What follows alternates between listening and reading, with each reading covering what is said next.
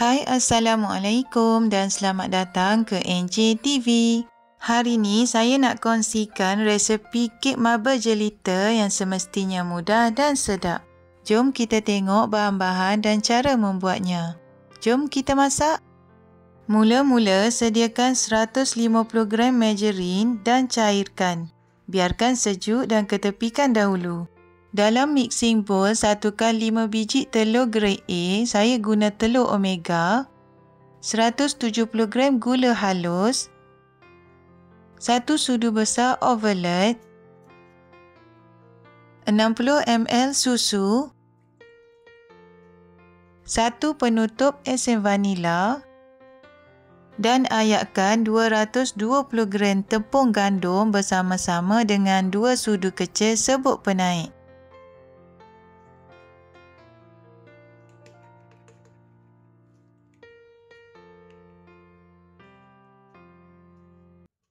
Pukul semua bahan-bahan ni dengan kelajuan maksimum selama 10 minit. Setelah 5 minit, berhenti memukul adunan dan kauk balikkan adunan supaya tiada bahan-bahan yang tidak sebati pada bawah dan tepi mixing bowl.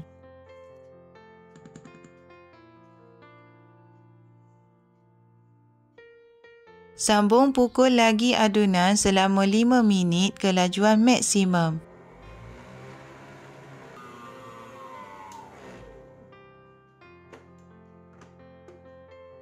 Seterusnya, masukkan margarin cair tadi dan pukul adunan selama lebih kurang 1 minit kelajuan maksimum atau sehingga betul-betul sebati.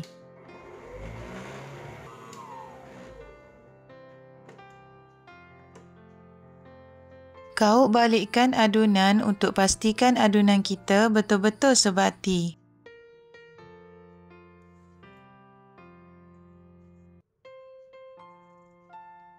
Seterusnya, bahagikan adunan kepada 3 bahagian sama banyak. Bahagian pertama saya letakkan Emalco coklat, bahagian kedua saya letakkan Emalco red velvet dan bahagian ketiga saya biarkan dengan perasa asal. Sebatikan.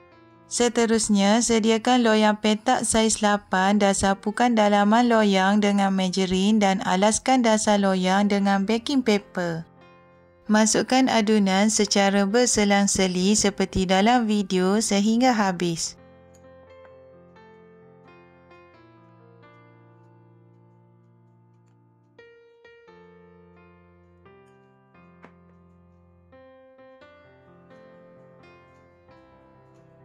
Dengan menggunakan lidi atau chopstick, lorekkan adunan seperti dalam video.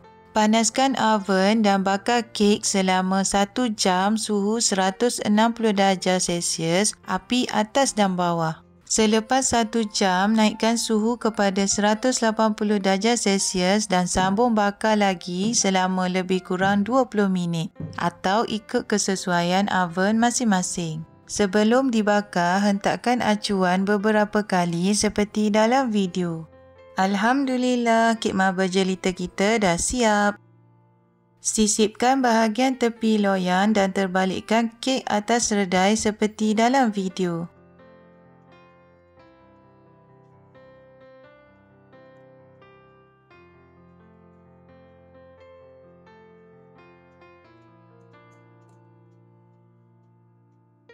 Keluarkan baking paper tadi dan terbalikkan kek atas papan kek.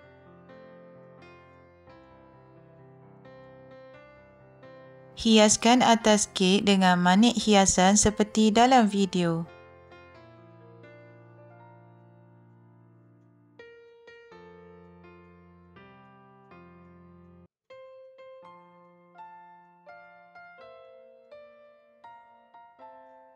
Jom kita cuba potong kek kita.